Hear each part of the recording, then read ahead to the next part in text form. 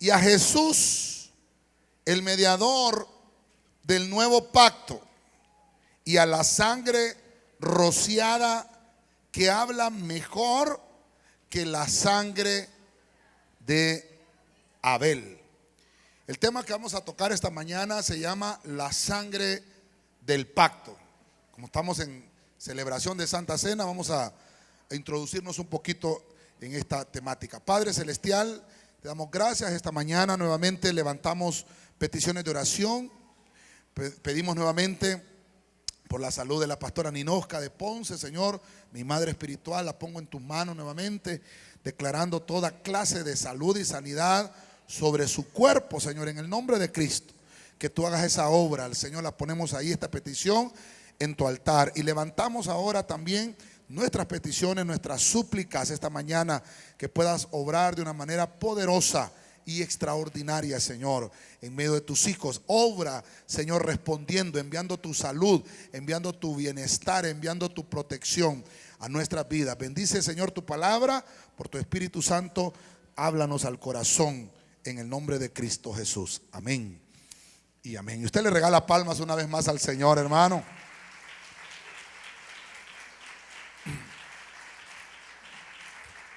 Amén. La palabra sangre en la Biblia, en el Antiguo Testamento, hay tres palabras que podemos encontrar para poder determinar y saber el significado. Porque dice la Biblia que en Juan, que en el principio la luz era la vida de los hombres, no era la sangre. Y fíjese que da a entender muchas cosas. Cuando el hombre pecó en el huerto, entonces empezó a circular sangre sobre su cuerpo. La sangre es una palabra que se dice dan en el hebreo, la 18:18. Significa homicidio, significa muerte, eso significa esa palabra. Hay otra palabra en hebreo que es la 119, que se dice aram, quiere decir rojo, para decir sangre. Y está la palabra 18:26, que se dice damán, que significa hacer perecer, significa reposar, significa sangre. En el Nuevo Testamento, cuando encontramos la palabra sangre, es la palabra griega 129, que se dice jaima, se dice. Así se dice la palabra. Y me llama la atención porque ya en el Nuevo Testamento se le da otra acepción a esa palabra sangre. Y aquí significa precio de parentesco de sangre. Entonces, ya viendo un poquito y metiéndonos en el tema con esto, quiere decir que la sangre nos hace tener un parentesco. Obviamente que estamos celebrando Santa Cena, estamos celebrando un parentesco con Cristo. Amén. Amén. Entonces, tenemos que considerar qué cosas estamos batallando nosotros personalmente, en nuestras familias también. Situaciones que son consecuencia de hogares que tuvimos en el pasado, donde tuvimos, hermano, una descendencia ancestral genética. Y obviamente tiene que estar involucrada la sangre. La casa, hermano, nuestra, de donde salimos como familia y que formamos una casa ahora, tienen cosas que nos trasladaron en nuestra genética que tal vez no fueron ministradas por parte del Espíritu Santo, del Señor. Pero ahora que nosotros estamos en Cristo y que conocemos y que estamos aprendiendo del verdadero significado de lo que es la sangre de Cristo, ¿qué es lo que tiene que pasar? Por eso el tema se llama la sangre del pacto. Porque tuvo que haber un derramamiento de sangre para anular, hermanos, las actas de decretos que habían contra nosotros. Ahora, quiero entrar de lleno al tema. En Éxodo 12:23. Voy a ir tratando de introducirme en lo que quiero, en el pensamiento divino de lo que queremos trasladar esta mañana. En Éxodo 12:23 dice: pues el Señor pasará para herir a los egipcios, y cuando vea la sangre, diga conmigo, la sangre, cuando vea la sangre en el dintel y en los dos postes de la puerta, el Señor pasará de largo aquella puerta y no permitirá que el ángel destructor entre en vuestras casas para heriros, Mire qué importante. El primer punto, que para qué sirve la sangre del pacto. Y una de las primeras cosas que puedo encontrar en la Biblia es que me sirve como protección, hermano, familiar. Mire usted que desde principios, hermano, de la Biblia encontramos que cuando Caín mató a Abel, el Señor le pregunta a Caín: ¿dónde está tu hermano? Y entonces Caín le responde: ¿acaso soy guarda yo de mi hermano para saber dónde está? Mire qué respuesta. Pero le dice el Señor: es que la sangre de tu hermano está clamando justicia. Entonces hay un misterio en la sangre. Y cuando empezamos a indagar y empezamos a encontrar que el Señor está liberando al pueblo de Israel, empezamos a encontrar que dice el Señor: van a hacer una señal en los postes, en los dinteles de sus casas, pero lo que voy a pasar a ver es la sangre. La sangre. Y entonces ya vimos que la sangre significa parentesco, la sangre significa obviamente darle muerte a las cosas del pasado. Y entonces aquí está hablando el Señor de que tenía que haber una señal. Lo hemos visto en otras ocasiones, pero me llama la atención que hoy que estamos en Santa Cena, traer al recordatorio de que la sangre de Cristo es la que nos protege, hermano, de nuestra familia. Hay gente que dice: yo no sé por qué oran que la sangre de Cristo me cubra. Y hay gente que hasta refuta eso. Pero es que obviamente tenemos que ir a investigar lo que verdaderamente significa la sangre de Cristo. La sangre de Cristo tiene poder.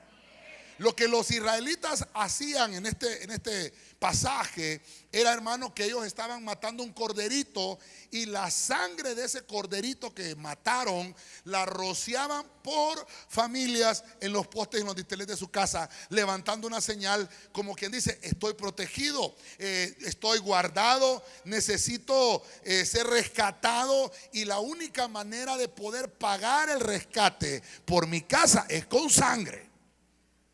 No es, hermano, con dinero. Usted no viene a la iglesia a pagar el rescate por su familia. Usted viene, hermano, a recibir la sangre de Cristo, que es gratuita, para que toda su familia sea salva del destructor. Regala palma fuerte al Señor, hermano. Mire, la sangre protege la familia. No es, hermano, que usted se va a ir ahorita a rociar la puerta de su casa, de los postes y los dinteles con sangre. Estamos hablando del sentido espiritual, de lo que en el principio, en el Antiguo Testamento, cómo comenzó el Señor a enseñarle a Israel cómo debía de manejar la sangre. La Pascua, que era lo que se empezaba a celebrar en ese momento, se convirtió en una conmemoración memorial anual. De la forma que los hebreos tenían que recordarse cómo los liberó el Señor de la esclavitud. Cada año el pueblo se detendría a recordar cuando iba en su camino, en su peregrinaje en el desierto, que estuvieron por 40 años ahí. Hubieron 40 veces que ellos celebraron entonces este memorial de la Pascua.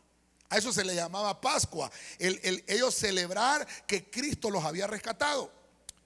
Todos los primogénitos de la casa de los egipcios murieron porque no derramaron sangre, porque no estaba esa señal del pacto de la sangre. Pero todos los niños israelitas se salvaron. Mire usted, hermano, cómo es que el destructor atacaba específicamente al primogénito, porque estamos hablando de sanguinidad, estamos hablando del pacto de sangre. Entonces, acompáñenme rapidito para aprovechar el tiempo. Génesis 42, 22. Más adelante encontramos que dice aquí: Rubén le respondió diciendo: no os dije yo, no pequéis contra el muchacho, hablando de José, y no me escuchasteis. Vamos a ver, si aquí estamos, capítulo 2, amén. Y no me escuchasteis. Está hablando Rubén, está hablando de José cuando ellos, hermano, querían venderlo. Y entonces Rubén dice: ahora hay que rendir cuentas. Mire que no dice por su vida, no dice hay que rendir cuentas por la persona, no, dice hay que rendir cuentas por su sangre. Diga conmigo: sangre. Mire qué terrible. Entonces, la sangre, hermano, mire, se tiene que rendir cuentas por la sangre. Por eso, hermano, es que es pecado el homicidio. Es pecado el quitarle la vida a una persona. Porque el Señor nos está diciendo, ¿sabes qué? Hay un misterio en la sangre. Y esto yo quiero remarcárselo yo, porque entonces quiere decir que cuando alguien mataba a una persona, tenía culpa de pecado porque derramaba sangre inocente. Creo que hemos oído ese término del derramamiento de sangre inocente. Por eso, hermano, mire, hoy en día el mundo se ha, hermano, desquebrajado en este pensamiento y se les ha olvidado que la sangre tiene un pacto. Y por eso es, hermano, que ahora, mire qué fácil aprobar una ley del aborto. No entendiendo que esa persona que se está formando en el vientre de una mujer ya está circulando sangre en ella. Y esa sangre, hermano, se está convirtiendo en un ser. Se están desarrollando tejidos, se están desarrollando huesos, se están desarrollando el cerebro, los pulmones, hermano, su cuerpo, sus manitas, sus piecitos. Y qué fácil es ahora para el hombre decir, si la mujer quiere que lo bote, que lo bote. Así, hermano, es fácil. Aquí Rubén está diciendo, no sabes, yo todavía les estoy diciendo, yo les hice la recomendación. Rubén es el primogénito de Jacob, el patriarca, y él se sentía culpable. Y entonces dice, ahora tenemos que rendir cuentas por esta sangre. Mire usted, hermano, ¿qué es rendir cuentas? Era como que en estos patriarcas, hermano, la conciencia de ellos estaba en pecado.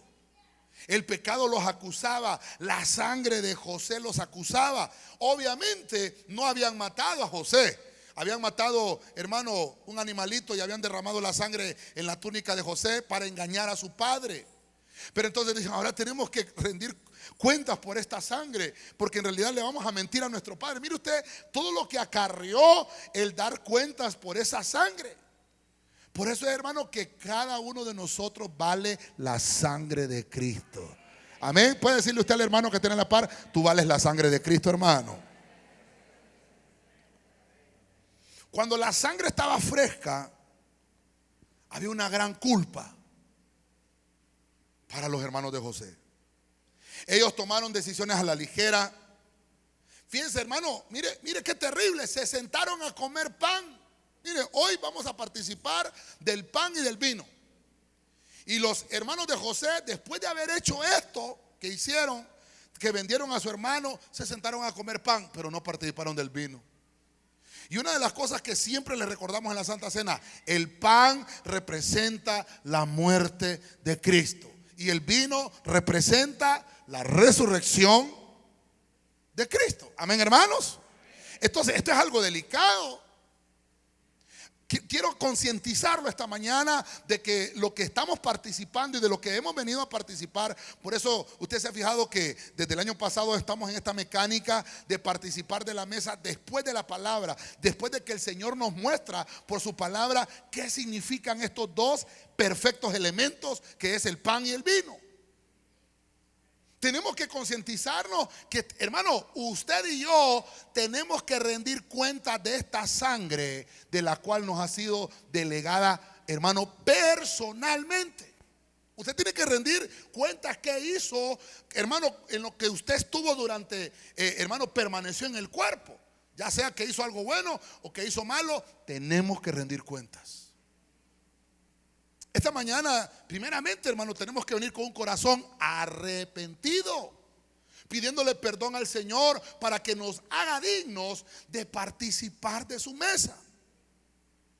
Fíjense que hay otro versículo en Éxodo 4:25 para los que anotan, que Séfora se sentía acusada, dice la Biblia, que Dios quería matar a Moisés porque su hijo no se había circuncidado. No había una señal de sangre. La circuncisión a los 8 días de los israelitas significaba un pacto de sangre, que eso tal vez ya lo hemos visto en otras ocasiones. Pero lo que me llama la atención ahí en Éxodo 4:25, que dice que Séfora tuvo temor de que Dios matara a Moisés por culpa de que ella tenía otras creencias. Porque Séfora venía, hermano, de adorar dioses paganos. Y entonces en ese pasaje Séfora le arranca el prepucio del órgano a su hijo, hermano, al hijo de Moisés. Y entonces le pone el prepucio a Moisés y le dice: ahora tú me eres un esposo de sangre. Mire qué terrible esto, hermano. No quiero abundar en esto porque quiero enfocarme en lo que el Señor puso en mi corazón. Números 35:19. Vámonos a Números 35:19. Entonces mire, quiero que vayamos entendiendo por qué es importante la sangre en la Biblia. En Números 35:19 dice, la versión Reina Valera 1960: el vengador de la sangre, él dará muerte al homicida. El homicida es el que derramó sangre. Cuando lo encontrare, esto, mire, este es complicado y es cardíaco. Cuando lo encuentre lo va a matar. Y entonces ahora en este punto vemos que hay una venganza sanguínea. Hay una potestad. Obviamente, hermano, este versículo nos está hablando de algo literal que sucedía. Si había un familiar que, hermano, ya sea por accidente, ya sea por cualquier cosa que hubiera pasado y había habido un derramamiento de sangre, una muerte, entonces un vengador, un familiar, era el encargado de tomar venganza. Y mire usted, hermano, qué terrible. Entonces había una ley del castigo al homicida. Y entonces dice, si el vengador de la sangre, el familiar que está dolido por la muerte de su parentesco, obviamente, de su amigo, de su hermano, qué sé yo, y está dolido y encuentra al homicida, tiene todo el derecho de darle muerte. Y entonces, hermano, vemos que a raíz de este versículo empezó a constituir el Señor ciudades de refugio para el vengador. La iglesia en la cual nosotros nos congregamos es una ciudad de refugio del vengador. Hay un vengador de la sangre espiritualmente hablando. Todos nosotros, levante la mano aquí, ¿quién pertenece a una familia? Si no la levante, es mentiroso, hermano. Todos pertenecemos a una familia. Todos tenemos en nuestra familia un vengador. Tenemos un espíritu ancestral en todas nuestras familias. Y hay cosas que hicieron nuestros antepasados. Y yo le decía, creo que el viernes hablábamos de esto, en Éxodo 20, que el Señor dice: yo soy Jehová tu Dios grande, fuerte y celoso, que visito la maldad de los padres sobre los hijos hasta la tercera y cuarta generación de los que me aborrecen. Y a veces no sabemos las cosas que hicieron nuestros antepasados.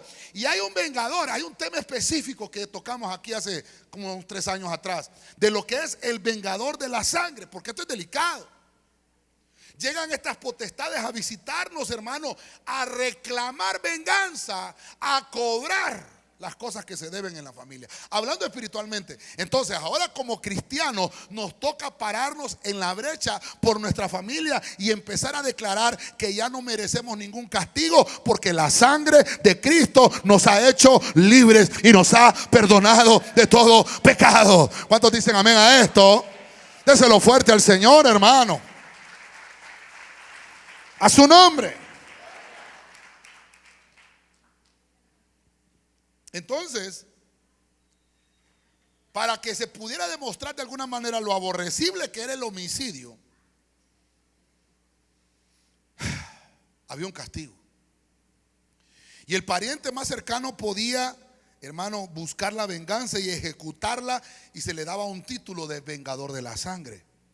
O hay otras traducciones que lo ponen como redentor de la sangre. Y entonces nuestro Goel, que lo hemos hablado también, nuestro redentor es Cristo. Ahora, habían ciudades de refugio asignadas, de protección. Por eso es, hermano, que nosotros predicamos en este lugar lo que es el beneficio de la cobertura, de estar bajo la cobertura ministerial, porque hay potestades afuera que te andan buscando para quererte matar, hermano. No solamente espiritualmente, sino que a veces hasta literalmente el enemigo está trabajando, hermano, día con día, y que Dios lo reprenda en el nombre de Jesús.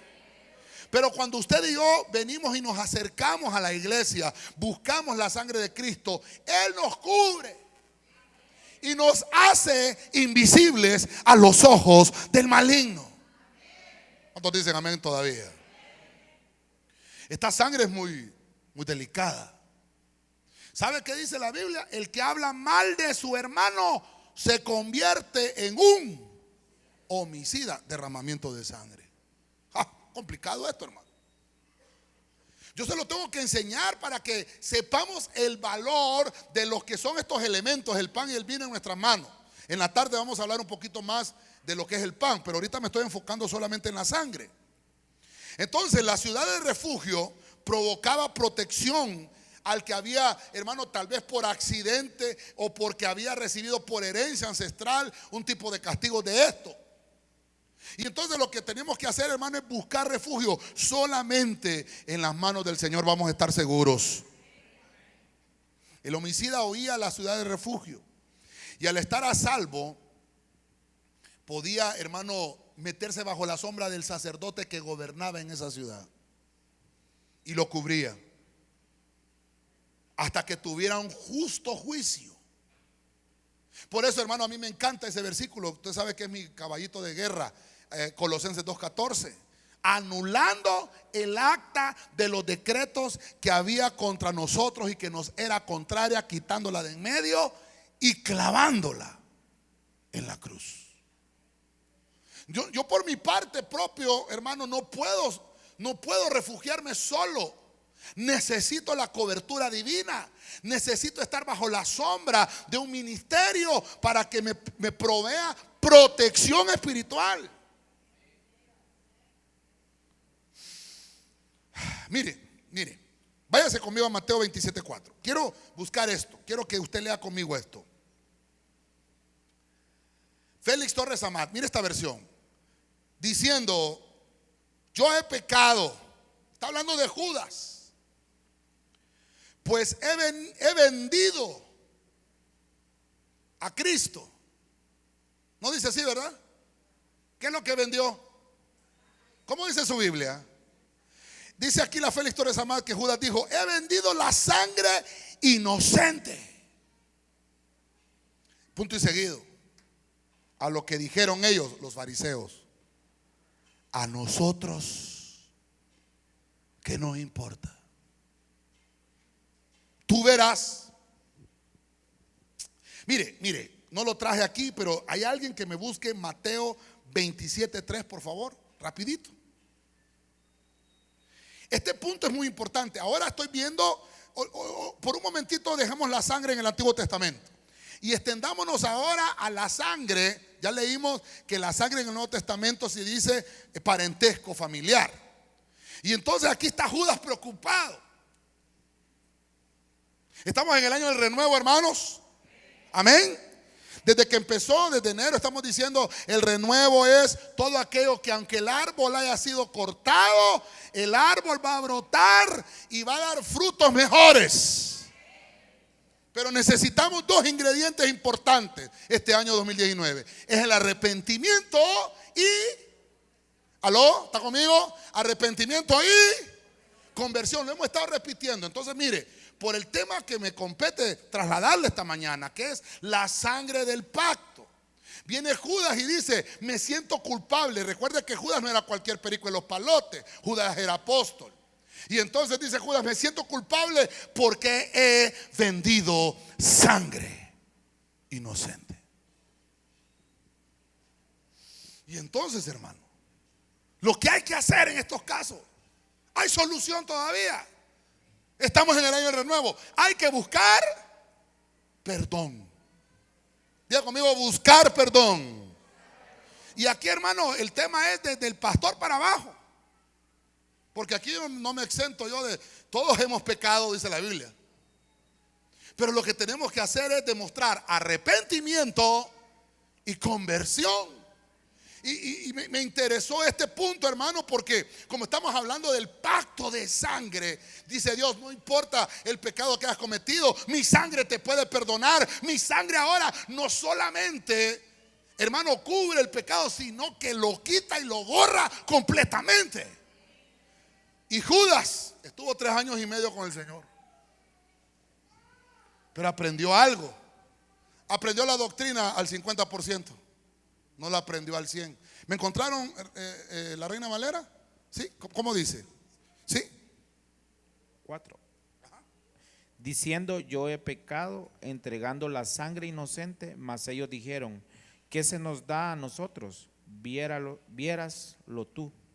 O sea que los fariseos, bueno, es el versículo que estamos leyendo, dice, a nosotros no nos importa, el que ha manchado sus manos eres tú. Complicado, ¿verdad? ¿Y sabe qué es lo que dice la Biblia? De aquel que entregaba a Cristo, hablando de las profecías, aquel que entregaba a Cristo, hermano, iba a haber una maldición.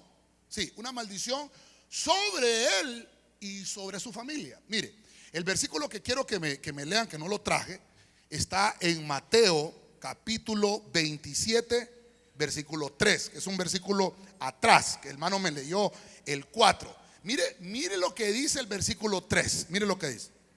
Entonces Judas, el que había entregado, viendo que era condenado, volvió arrepentido las 30 piezas de plata a los príncipes de los sacerdotes y a los ancianos. Entonces, hermano, perdóneme, Judas se arrepintió. ¿Y cómo decimos nosotros? No, pastores, que a Judas se lo llevó Judas. Así decimos, ¿verdad? Pero mire, hermano, Judas se arrepintió. Pero ¿y qué pasó? ¿Qué pasó con Judas? ¿Me estoy dando a entender, iglesia? Yo no sé, la Biblia Reina Valera dice se arrepintió.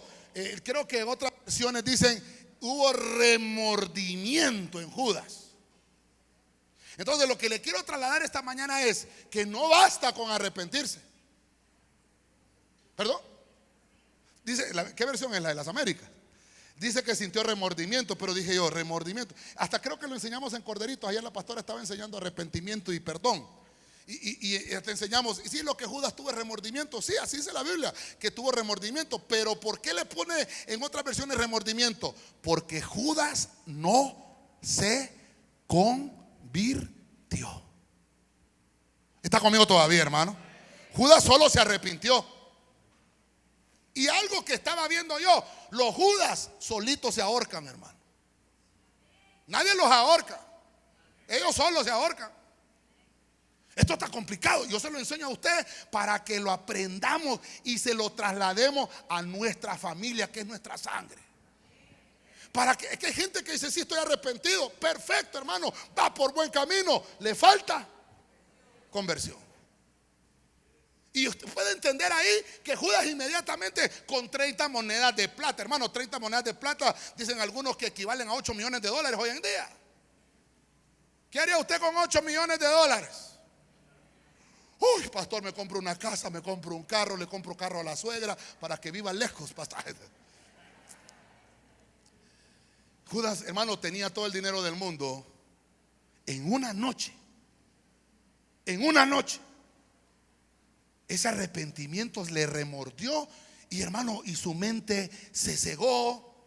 Y me imagino que vinieron a su memoria todos estos pensamientos que están del vengador de la sangre, porque él sabía Biblia y tomó una mala decisión. Y dice que compró un terreno con el dinero esa misma noche, antes de que Cristo muriera en la cruz. ¿Y sabe para qué lo compró? Para irse a quitar la vida.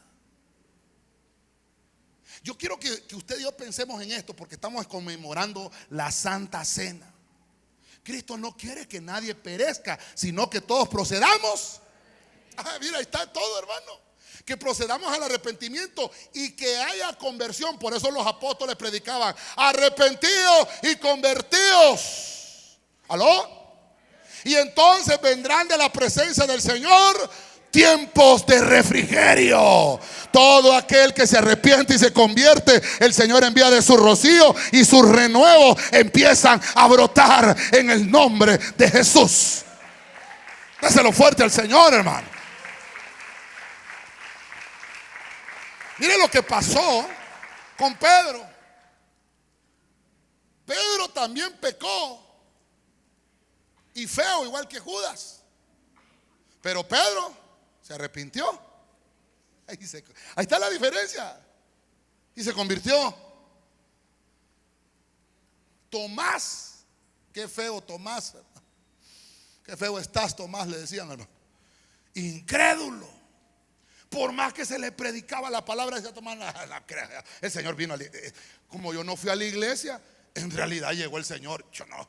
Hasta que no meta las manos en el costado y le palme yo en la mano los agujeros, no voy a creer. Tomás, vieras qué bonito estuvo el culto, Tomás. Poco.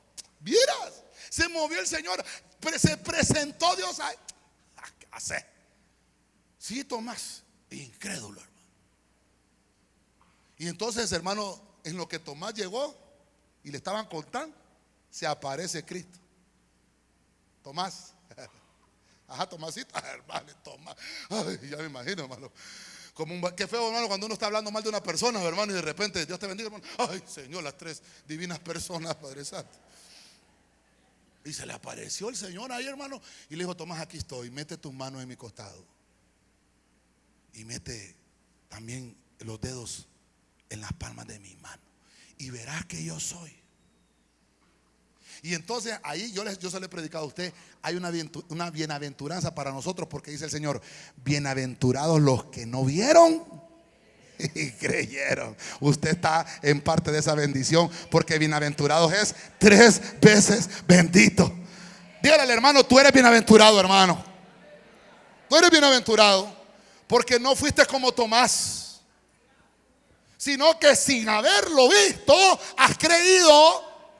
Hasta cantamos que el Señor abrió el mar para que yo camine. Y no importa lo que suceda, Dios va a abrir el mar, porque está escrito que el Señor, cuando liberó a su pueblo en Israel, se enfrentó a un mar rojo cerrado y dijo: Dios, no importa la circunstancia, yo voy a abrir el mar en medio de ti. Y usted lo cree también sin haberlo visto. Eso significa que usted es bienaventurado.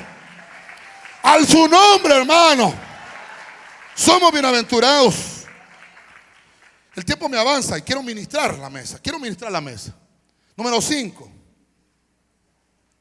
No solo Judas tuvo problemas esa noche que se entregó a Cristo, sino que hubo un pueblo, hermano, que arropó una maldición.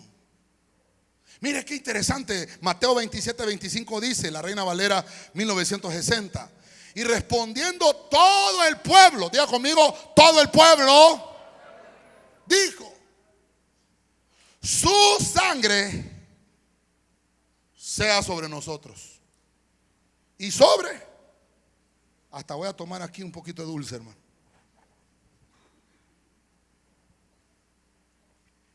la sangre de Cristo sea sobre nosotros. Y como estamos en el año del renuevo, dijimos que hijo significa renuevos.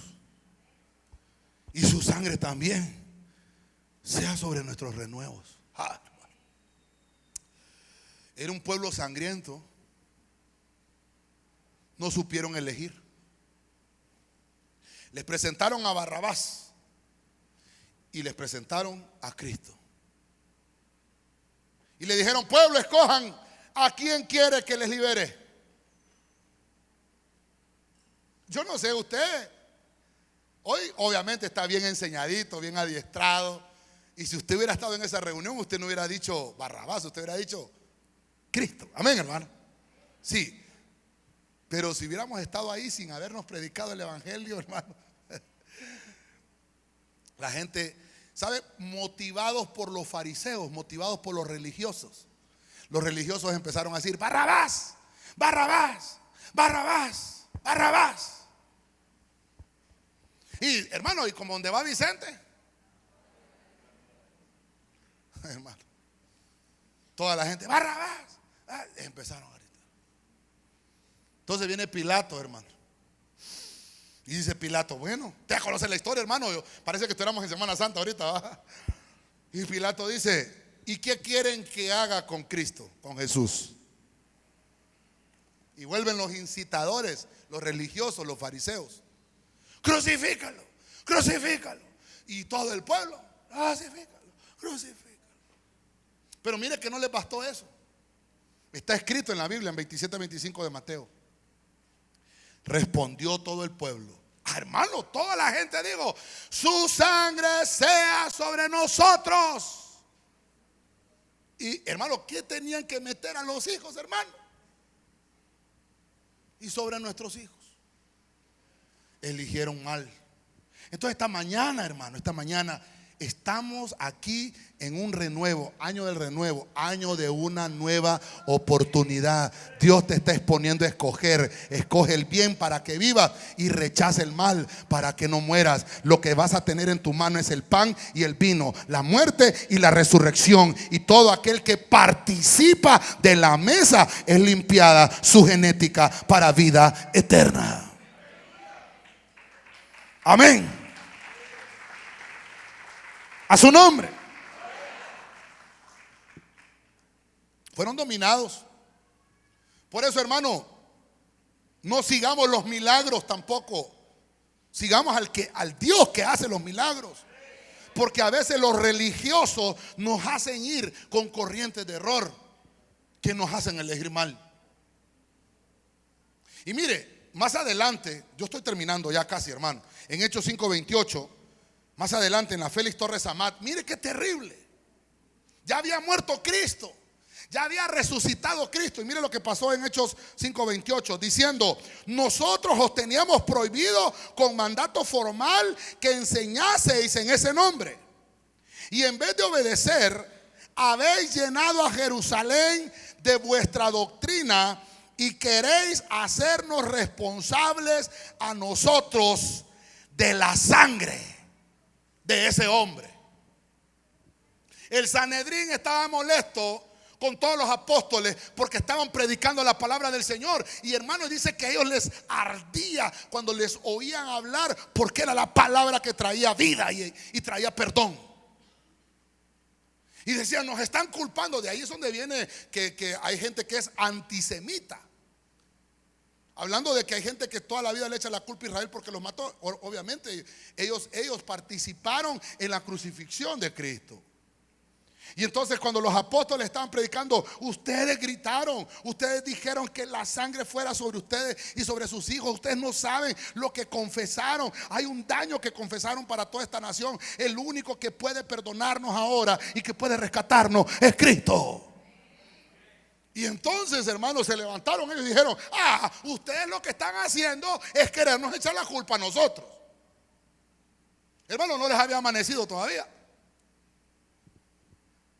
No tuvieron la oportunidad. Hermanos, Dios siempre nos presenta la oportunidad para que nos arrepintamos y nos convirtamos. Siempre. Bendita misericordia del Señor, que es nueva cada mañana. Y entonces, hermano, por más que se les predicaba, no entendían. Por más que se les enseñaba, no entendían. Y entonces, le voy a mostrar la parte positiva de todo esto. Porque no era todo el pueblo en sí. Habían personas, hermanos, que habían entendido el trabajo por el cual Cristo había descendido a esta tierra. Y entonces voy a retroceder a los evangelios para que entendamos esto. En Mateo capítulo 9, versículo 20, la versión Félix Torres Amat dice: cuando he aquí que una mujer que hacía ya 12 años, dice la Biblia, que padecía de un flujo de, diga conmigo, sangre, vino por detrás y le tocó el ruedo de su vestido. Al instante, el flujo de sangre cesó. Entonces, Esta mañana, no importa la condición con la cual usted vino esta mañana. Esta mañana tenemos una gran oportunidad porque estamos frente al tribunal del Espíritu Santo y podemos apelar a Cristo esta mañana y decirle: Señor, aquí estoy, he sido acusado, he sido, Señor, tal vez por mis malas acciones, pero esta mañana estoy frente a tu altar pidiendo perdón y quiero también convertirme de mis malas acciones. Y esta mañana apelo a la sangre de Cristo que fue derramada para remisión y perdón de todos mis pecados. Esta mujer necesitaba salud. Hermano, había gastado todo su dinero en médicos. Había, hermano, malgastado el dinero que tenía. Estaba pobre, ya no era rica. Ya no tenía ni un centavo. Ya no valía nada en la sociedad. Porque en la sociedad es: ¿cuánto tienes? ¿Cuánto vales? Ya no valía nada. Pero de repente vino sobre ella, hermano, sobre esta mujer del flujo de sangre, vino, hermano, una revelación. Y escuchó que Jesús pasaba por su ciudad. Y que el único que podía resolverle esa situación era Cristo. Cristo, hermano, mire, qué hermoso esto. Cristo todavía no había derramado la sangre. Pero esta persona, esta mujer, sin embargo, entendió que Él era el Cordero de Dios. El Cordero de Dios que quita,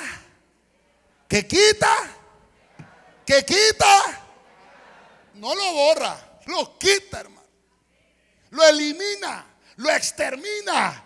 Y dice la Biblia que lo arroja al fondo del mar y ya nunca más se va a acordar de todos aquellos pecados. Así que esta mañana recibamos el perdón de Cristo, porque Él derramó su sangre para quitar el pecado. Aleluya. Súbenos de alabanza, por favor. Quiero terminar. Hay una sangre que fue derramada como pacto. Y en 1 Corintios 10:16 dice: la copa de bendición que bendecimos no es la participación en la sangre de Cristo. El pan que partimos no es la participación en el cuerpo de Cristo. Entonces, mire usted cómo quiero terminar esta mañana. Pablo está escribiendo a la iglesia de Corinto. Y cuando está Pablo tratando de explicarle a la iglesia cuál era esta simbología de la sangre de Cristo,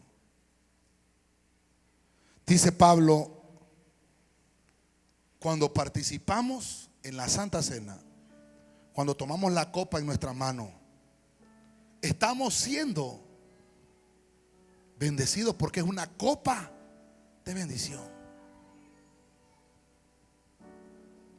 Estamos diciéndole: Señor, esa sangre que tú derramaste fue esa sangre por la cual yo puedo apelar a todas mis acusaciones y puedo pedir perdón. Yo quiero esta mañana, en lo que los hermanos me ayudan en la Santa Cena, que vayamos preparando los elementos del pan y del vino. Quiero terminar con un versículo más.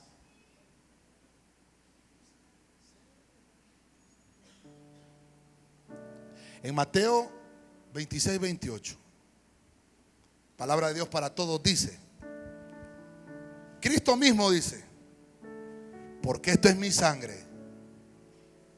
Oiga esto: esta es mi sangre, levantando la copa, que establece el nuevo pacto entre Dios y su pueblo.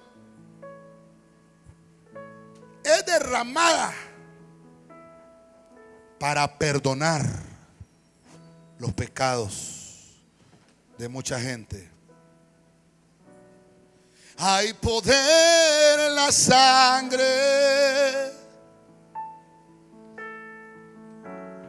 que fluyó por amor.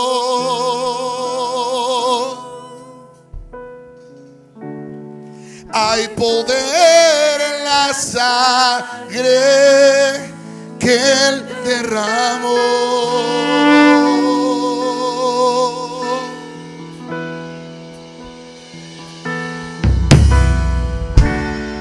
Hay poder en la sangre. Confiéselo con sus labios que fluyó por amor. Fluyó por amor.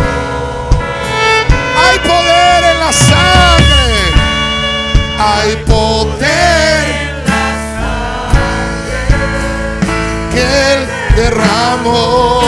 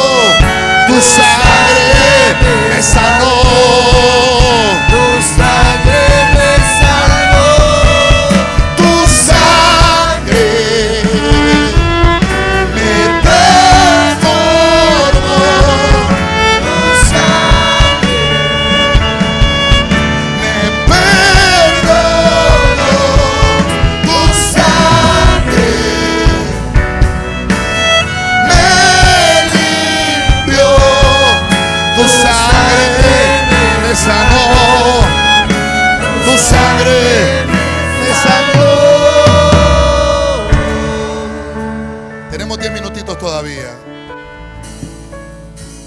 Yo quiero aprovecharlo esta mañana. Hemos aprendido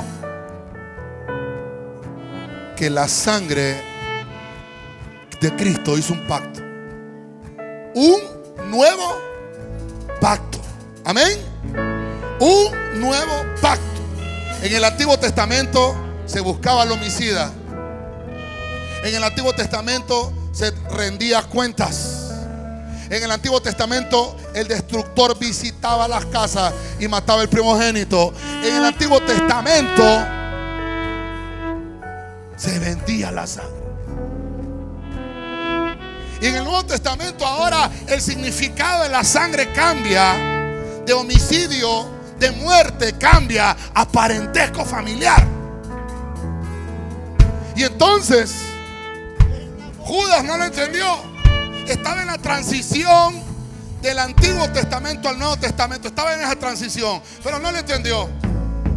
Siendo apóstol, siendo ministro, solamente se arrepintió y no se convirtió. Pero una mujer con flujo de sangre, hermano, una oveja normal como usted y como yo, tal vez sin muchas especialidades, tal vez sin mucho estudio, tal vez, hermano, no tan espiritual, pero ella solamente sabía que necesitaba tocar el borde del Salvador, porque la sangre que portaba era una sangre redentora. Y el problema de su cuerpo fue sanado. Fue sanado. Quiero que usted tome su lugar esta mañana. Tome su lugar, porque la Santa Cena la vamos a tomar sentados. Voy a invitar a los hermanos que empecemos a repartir primero el pan y luego la copa. Si usted va a participar, usted va a tomar en su mano el pan y la copa. Esto es voluntario, no es obligatorio. Si hay niños acá que todavía no se van a estar allá con sus padres, pero usted lo tiene ahí y él quiere participar, usted puede compartir de lo que usted tiene. Pero tiene que enseñarle a su niño que este es un momento especial, que no es un pan normal, que no es una copa normal. Porque ahora, al tenerlos en nuestras manos, después de exponer la palabra, vamos a orar para santificar esos elementos. Porque el elemento del pan representa el cuerpo de Cristo y el elemento de la copa representa la sangre de Cristo. No son cosas para que ni bromeemos ni juguemos con ellos. Estamos ahora enfrente del tribunal del Espíritu Santo, apelando a la sangre de Cristo esta mañana. Que sea el Señor el que ponga la cara por nosotros. Que no seamos nosotros los que nos defendamos. Que sea Dios que me defienda. Que sea Dios. Hermano, Dios fue el que derramó la sangre. Como pastor, mi obligación es guiarlo, orientarlo. Pero yo no le puedo perdonar pecados a nadie. Es más, tengo que presentar primero mi vida. Tengo que poner también primero mis pecados, porque soy humano igual que usted, hecho del mismo material. Y lo que hago esta mañana es, como sacerdote de esta casa, presentarme y decirle: hermano, esta es la orientación, cómo lo tenemos que hacer. Pablo dijo: porque yo recibí del Señor lo mismo que os he enseñado, que la noche que el Señor fue entregado, tomó pan, lo partió y lo bendijo. Después de haber cenado, tomó la copa, la repartió y la bendijo. Y dijo: este pan representa mi cuerpo, que por vosotros es partido, y esta copa representa mi sangre, que es derramada por todos ustedes para remisión de pecados. Ahora, ¿cuál es nuestra actitud? ¿Cuál debe ser nuestra actitud? Porque si usted vino esta mañana y yo también en pecado, estamos ahora frente al tribunal y le decimos: Señor, vengo pidiéndote perdón. Pero ese sentimiento de arrepentimiento no basta. A Judas no le bastó. El arrepentimiento no basta. Tiene que ir acompañado por la conversión.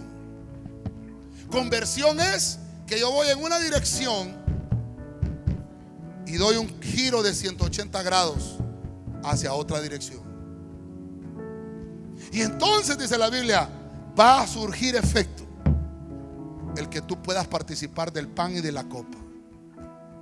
Porque si no, no participó del cuerpo ni de la sangre, sino que solamente comió pan y bebió vino. Y eso lo podemos hacer en cualquier momento. En cualquier momento. ¿Sabe usted, hermano? Si usted busca en el Google, en el internet, y usted pone pan y vino, se lo digo por el tema que vamos a abordar en la tarde, me adelanto un poquito. Si usted busca pan y vino, va a encontrar que los nutricionistas dicen que el pan contiene propiedades sustantivas que producen sustentamiento en el humano. El pan tiene, hermano, un montón de vitaminas y aditamentos, hermano, nutrientes al cuerpo. Algo espectacular. Estoy hablando de lo secular. Y el vino, obviamente en exceso provoca embriaguez, pero el vino tiene, hermano, propiedades para calmar el malestar estomacal, para hacer una mejor digestión de los alimentos. Tiene propiedades curativas. En lo secular, ¿cuánto más en lo espiritual? Cristo dijo: yo soy el pan de vida. Yo soy. Esta mañana vamos a comer el cuerpo de Cristo. Y por eso es muy importante este acto, hermano, porque la iglesia, la que es la esposa de Cristo, que ahorita está en calidad de novia, la iglesia tiene que participar porque es cuerpo de Cristo. Y también del vino, porque si solo come pan, el pan representa muerte y el vino representa resurrección. Amén. Quiero que tome usted en su mano derecha el pan. Todos tenemos, hermano, todos tenemos. Me hacen señal allá, todos tenemos pan y vino, ¿sí? Todos acá tenemos.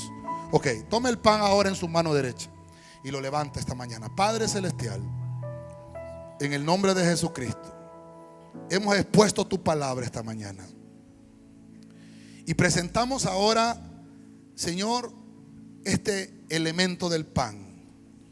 Puede ser ahora todavía un elemento normal, rudimentario tal vez, casual tal vez, pero ahora que está en nuestra mano y que lo estamos santificando y que estamos orando por este elemento, se convierte en una sombra y figura del cuerpo de Cristo.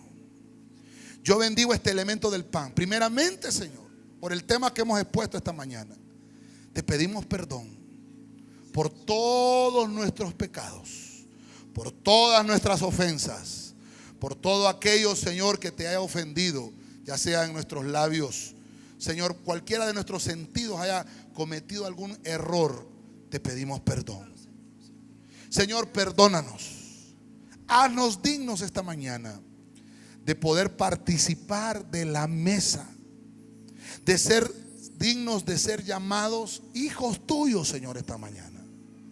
En el nombre de Jesucristo, bendecimos este elemento del pan que representa tu muerte y que también representa el cuerpo, y que al compartirlo, Señor, estamos también nosotros diciéndole al mundo espiritual que nosotros pertenecemos al cuerpo de Cristo. Te damos gracias, Señor. Le voy a invitar a que muerda el pan en su boca. Comamos del pan.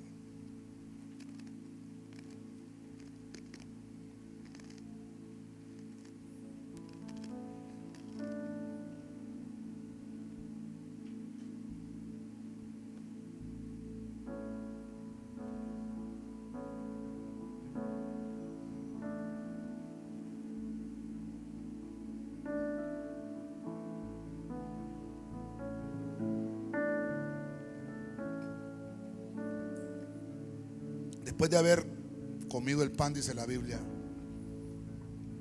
tomó la copa en su mano. Tome ahora la copa en su mano derecha. Vamos a orar. Levántela. Padre celestial, hemos participado de tu cuerpo esta mañana. Ahora tenemos la copa en nuestra mano, declarando que esta copa representa la sangre. Hemos participado del pan que representa la muerte. Pero ahora, Señor, sabemos que no solamente tenemos que participar de la muerte de Cristo, sino que también de la resurrección de Cristo. Y esta mañana levantamos esta copa de vino. Representa tu sangre, la resurrección y la vida. Esta mañana, Señor, por tu palabra, tú hiciste un pacto de sangre para que nosotros apeláramos, Señor, contra toda falsedad, que apeláramos contra todo aquello que se levanta contra nosotros, Señor, para que por medio de la sangre de Cristo podamos obtener el perdón y la remisión de nuestros pecados, porque tu sangre quita todo pecado. Te pedimos esta mañana, Señor, que tu genética simbolizada en esta copa nos haga sanos, así como aquella mujer del flujo de sangre que dijo: si tan solo tocar el borde del manto de Cristo, seré sana. Así nosotros esta mañana, con esa fe, creemos que al participar de esta copa, participamos de la salud. Como el cuerpo de Cristo está sano y nosotros somos, por fe, el cuerpo de Cristo, también nos declaramos sanos en el nombre de Jesús. Podemos todos beber de la copa.